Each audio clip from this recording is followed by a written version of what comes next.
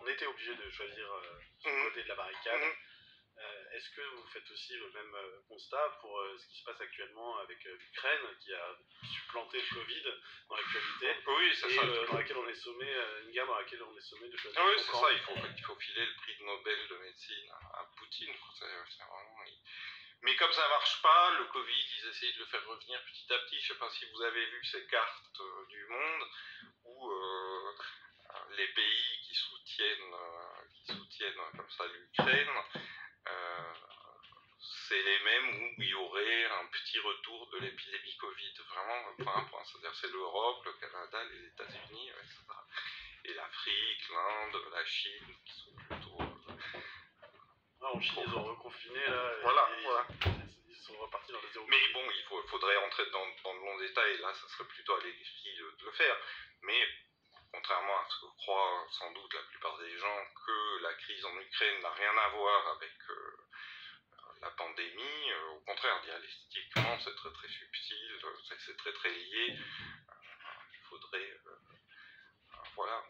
Et effectivement, nous sommes de prendre parti.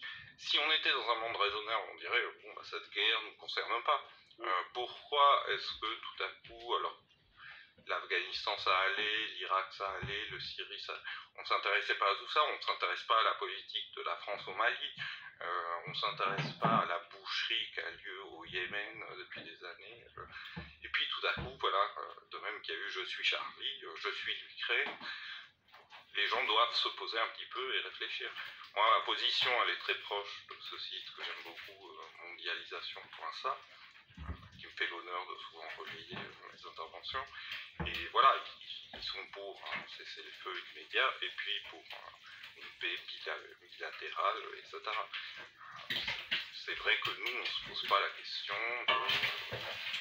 de ce que c'est que la politique, à mon avis, totalement délirante et suicidaire de l'OTAN depuis des années. C'est une politique impérialiste, mais impérialiste un peu avide, militarisée, etc.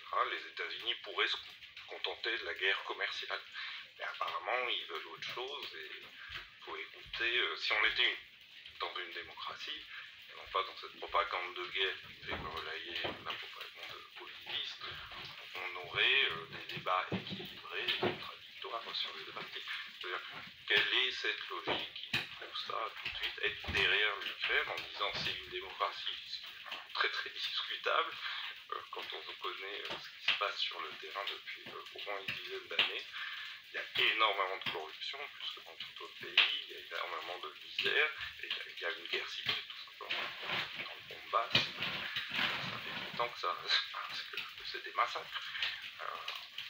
Donc voilà, on aimerait des débats tout simplement plus nuancés, que ce truc qui est même plus cocardier, c'est-à-dire la France doit s'identifier à l'écrit. Pourquoi voilà.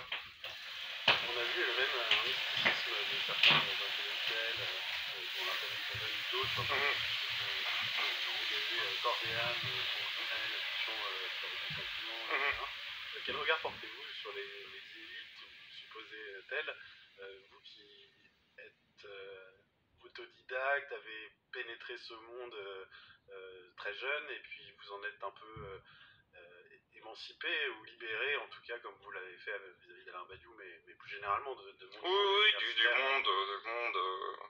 J'aurais pu, depuis au moins une quinzaine d'années, faire une équivalence et devenir professeur à l'université, mais mes pathologies m'ont empêché de le faire. Je sentais que quelque chose n'allait pas. Et j'ai le même rapport, effectivement, aux médias mainstream. J'aurais pu devenir ce qu'on appelle un intellectuel médiatique, mais je ne le suis pas devenu parce que je sentais que quelque chose n'allait pas, quelque chose ne me plaisait pas.